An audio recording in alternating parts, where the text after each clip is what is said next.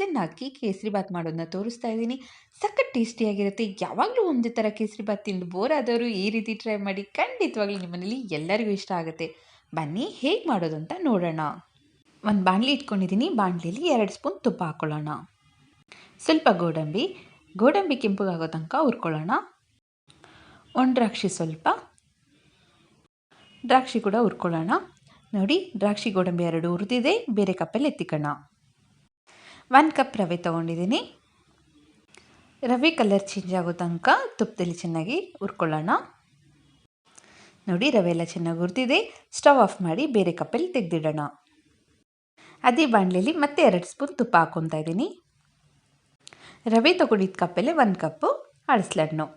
ಅದನ್ನು ನಾನು ಈ ಥರ ಸಣ್ಣ ಕಟ್ ಮಾಡಿದ್ದೀನಿ. 1 ನಿಮಿಷ ಎಣ್ಣೆಲಿ ಹುರ್ಕೊಳ್ಳೋಣ. ನಾನು ಮಾಡೋ ರೆಸಿಪೀಸ್ ನಿಮ್ಗೆ ಇಷ್ಟ ಆದರೆ ದಯವಿಟ್ಟು ಸಬ್ಸ್ಕ್ರೈಬ್ ಮಾಡಿ. ಹಾಗೆ ವಿಡಿಯೋನ ನಿಮ್ಮ ಫ್ರೆಂಡ್ಸ್ ಎಲ್ಲರಿಗೂ ಶೇರ್ ಮಾಡಿ. ನೋಡಿ, ಇದೆಲ್ಲ ಹುರಿದಿದೆ. 1 ಕಪ್ ರವೆಗೆ 2.5 ಕಪ್ಪಷ್ಟು ನೀರು ತೊಗೊತಾ ಇದ್ದೀನಿ.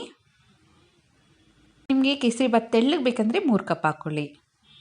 ಬಿಸಿನೀರಲ್ಲಿ ನೆನೆಸಿದಂಥ ಕೇಸರಿ. ನಾನಿಲ್ಲಿ ಯಾವುದೇ ಫುಡ್ ಕಲರ್ ಯೂಸ್ ಮಾಡ್ತಾ ಇಲ್ಲ.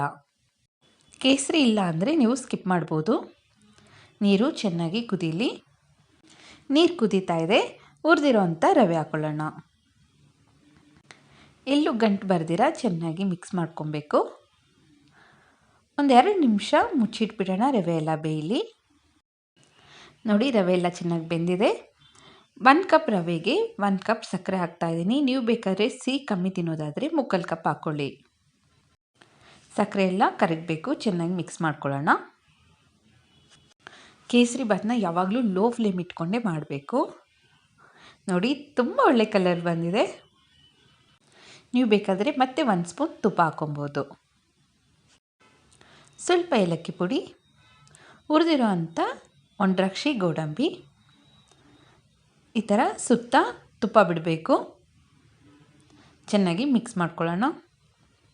ಹಬ್ಬದ ಟೈಮಲ್ಲಿ ಈ ರೀತಿ ಕೇಸರಿ ಬಾತ್ ಮಾಡಿಕೊಡಿ. ಖಂಡಿತವಾಗ್ಲೂ ನಿಮ್ಮ ಮನೇಲಿ ಎಲ್ಲರಿಗೂ ಇಷ್ಟ ಆಗುತ್ತೆ. ಇವಾಗ ಅಳಸಲನ್ನ ಕೇಸರಿ ಬಾತ್ ರೆಡಿ ಆಗಿದೆ. ಸ್ಟವ್ ಆಫ್ ಮಾಡೋಣ. ಸರ್ವ್ ಮಾಡೋಣ. ಅಳಸಲನ್ನ ಕೇಸರಿ ಬಾತ್ ರೆಡಿ ಆಗಿದೆ. ಖಂಡಿತವಾಗ್ಲೂ ನಿಮ್ಮ ಮನೇಲಿ ಎಲ್ಲರಿಗೂ ಇಷ್ಟ ಆಗುತ್ತೆ. ನೀವು ಟ್ರೈ ಮಾಡಲೇಬೇಕು. ನಿಮ್ಮೆಲ್ಲರಿಗೂ ಇಷ್ಟ ಆದರೆ ಲೈಕ್ ಮಾಡಿ. ವಿಡಿಯೋ ಹೇಗಿದೆ ಅಂತೇಳಿ ಕಮೆಂಟ್ ಮಾಡಿ. Thank you.